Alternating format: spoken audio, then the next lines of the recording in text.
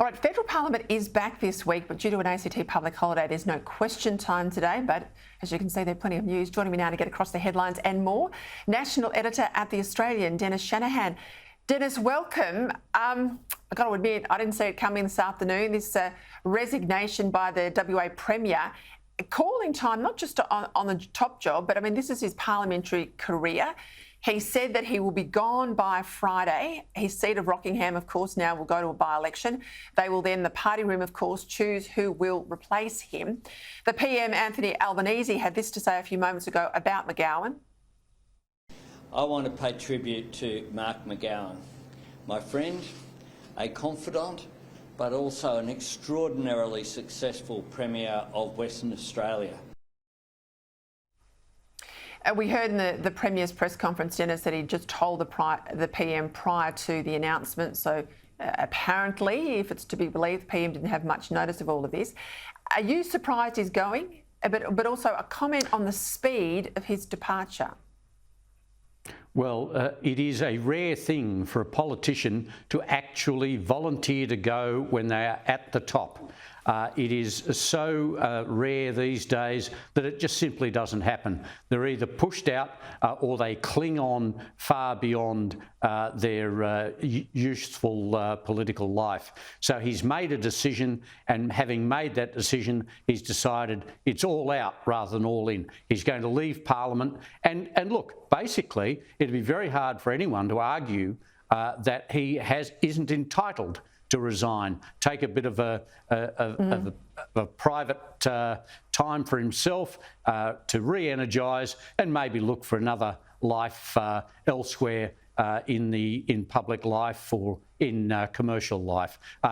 He's won well. He's ensured that the Labor Party has a stranglehold on Western Australia, and so look, there is no problem with him going. It was a shock to see him go so quickly, and no doubt we'll see rumours start to circulate, conspiracy theories as to why he's gone. But look, he's entitled to go. He has gone, and having decided to go, he's not hanging around. He's not being a miserable ghost by any means. So I think that what he's done is perfectly reasonable. From a personal point of view and from a professional point of view, he's done it absolutely correctly. One of the states that is likely most prospective to go into the no camp in the Voice debate will be WA. We already know there's a shift now to Queensland. The yes vote, or a vote for the yes camp, the referendum, is in negative territory up there. I suspect he'll be a big loss to the PM. He is a very strong advocate. There's him and daylight in terms of political cut-through in Western Australia. Do you see this to have any play out with the referendum? Oh, I think so. Look, Mark McGowan was crucial to Anthony Albanese's positive victory in Western Australia. Anthony Albanese said that he always knew he would do well in Western Australia. We had to wait on the night, of course, to see that actually come through. But it was Labor victories in seats in Western Australia which ensured that Anthony Albanese was able to get a majority in his own right after the Liberals had lost so many seats to independent Teals. So he will be a big loss for the federal Labor government. And as far as the referendum is concerned, Queensland and Western Australia are bound to be, they tend to be the more conservative states in any case, but they're also mining states. And already there are concerns that the Voice to Parliament and executive government will enable the Voice proponents to actually start to intervene in mining title exploration. And we have seen some of the advocates of the Yes campaign saying they do want to be involved in environmental issues, in all sorts of issues which will have an impact on the commerce and industry of Western Australia.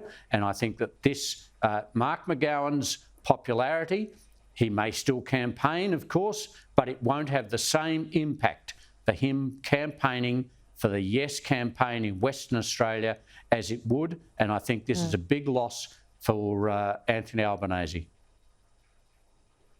Well, of course, the PM's not helping himself. This line tonight in the speech he's about to give, of course, we've read the script in the papers this morning, Chicken Littles.